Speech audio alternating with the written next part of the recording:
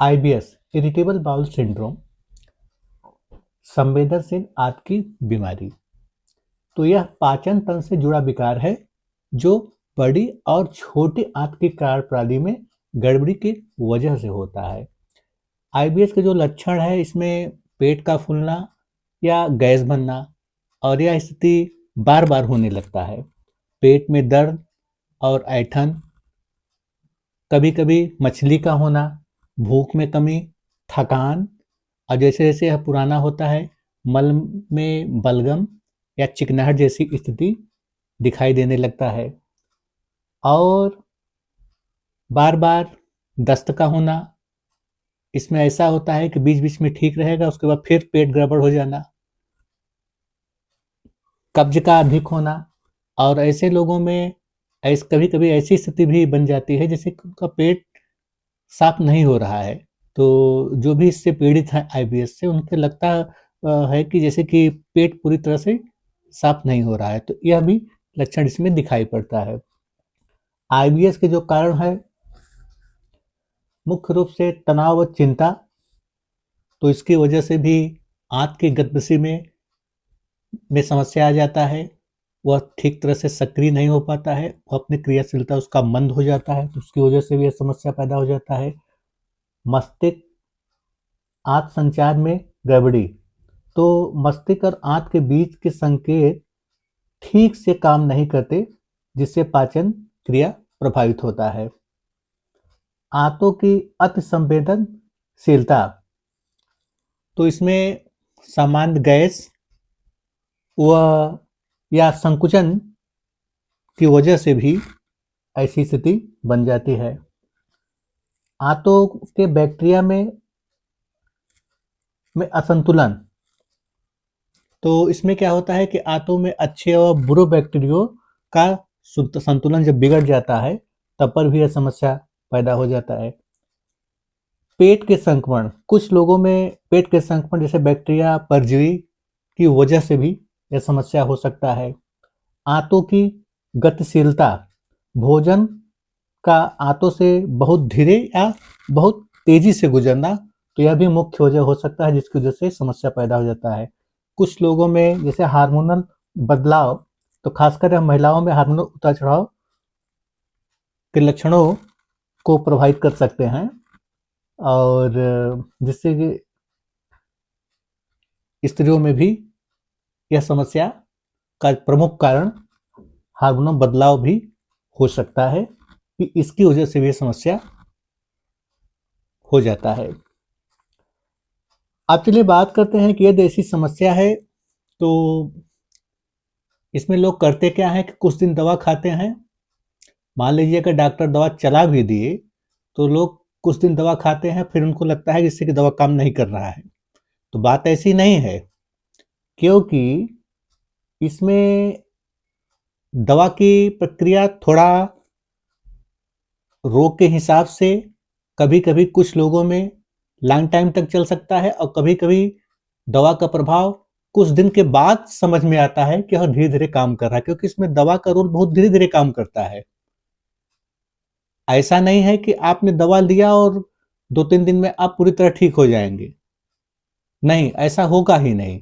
जब आप दवा लेंगे, रेगुलर लेंगे, और धीरे धीरे धीरे धीरे आपकी क्रियाशीलता, आंत की क्रियाशीलता और ये जो तनाव चिंता जैसे जैसे कम होगा, और या अन्य जो भी कारण है, तो जब वह धीरे धीरे उन सब स्थितियों सामान्य रहेगा, तब जाकर दवा का प्रभाव इसमें धीरे धीरे काम करता है।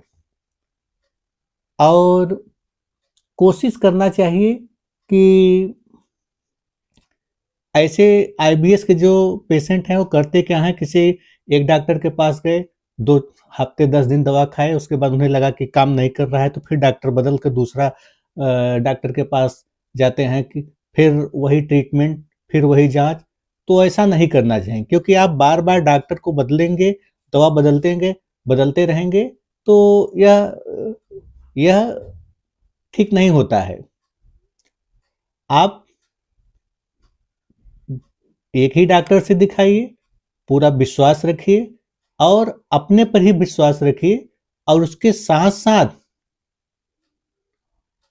इसमें डाइट, परहेज और योग पर भी आपको ध्यान देना होगा, क्योंकि जब तक आप अपने डाइट, परहेज और योग पर ध्यान नहीं देंगे तो दवा का प्रभाव उतना अच्छा नहीं समझ में आएगा। क्योंकि जहां आप अपना डाइट गड़बड़ किए, आपको लगेगा कि दवा नहीं काम कर रहा है, तो फिर आप अपनी गलती जो आप बार बार कर रहे हैं और वही करते रह जाएंगे, तो आप हमेशा परेशान ही रहेंगे। तो हो सकता है कि आपकी यह कमजोरी बन जाए। तो ऐसी भूल नहीं करना है। तो इसमें सबसे पहले आप ध्यान दीजिए परहेज पर। तो जितने भी मसाला, चिकना, फैटी फूड, दूध, दही, वसायुक्त भोजन और प्याज, लहसुन, गोभी, शराब, कैफीन, इन सब चीज़ों से आपको बिल्कुल परहेज करना है। इसके साथ साथ अपने डाइट में आप सुबह के वक्त गुनगुना पानी लीजिए और उसके आधे घंटे के बाद आप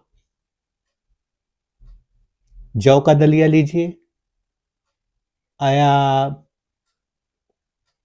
मूंग का खिचड़ी भी आप ले सकते हैं। ऐसी चीज लीजिए जो जल्द ही या आराम से पच जाए, क्योंकि जितना अगर आप फैटी फूड, अगर चिकना, मसाला, इस सब चीज खाएंगे तो पचने में टाइम लगेगा और आपकी समस्या भी बढ़ सकता है। तो ऐसा इसमें नहीं करना है। और अपने डाइट में आप सलाद को शामिल करिए और कम से कम आधी कटोरी फल, आप सेब भी ले सकते हैं, सीजनल फल जो भी आपके पास उपलब्ध हो। तो जैसे उसे ज़्यादा बढ़िया रहेगा तो आप सेब लीजिए, पपीता लीजिए। तो इसे अपने डाइट में शामिल करिए और उसके शाम के वक्त आप कोशिश करिए कि एक बार कम से कम आप नारियल पानी लीजिए और शाम को खाना खाने के पहले एक बार आप फिर सलाद लीजिए। उसमें आप गाजर, मूली और खीरा, जो मिक्स सलाद है, इसे लीजिए। और आप इसमें कोशिश करिए कि एक टाइम आप जौ का रोटी लीजिए, जौ का भी रोटी आप ले सकते हैं, और एक टाइम आप तरल लीजिए। तरल जैसे कि ज़्यादा बेहतर होगा कि आप सुबह के वक्त जौ का रोटी लीजिए या जौ गेहूं का मिक्स रोटी भी आप ले सकते हैं। इसे लीजिए हरी सब्जी के साथ और अपने डाइट में मूंग दाल जरूर शामिल करिए। और शाम के वक्त आप जौ का दलिया, सूप, इसे लीजिए। तो इसमें ऐसा होगा कि यह ठीक तरह से पच जाएगा। और कोशिश करिए शाम को कि थोड़ा सा जितना आप भोजन लेते हैं उससे थोड़ा सा कम ही लें। और जो मीट लेना पसंद करते हैं, वो चिकन, टर्की, सफ़ेद मांस, मछली जैसे लीन मीट, तो इन सब चीज़ों का वे सेवन कर सकते हैं, लेकिन बहुत ज़्यादा चिकना और मसालेदार ना हो। इसके साथ साथ आपको योग पर विशेष ध्यान देना होगा, क्योंकि आप केवल डाइट और परहेज करेंगे, योग नहीं करेंगे, तब पर भी समस्या बनी रहेगी।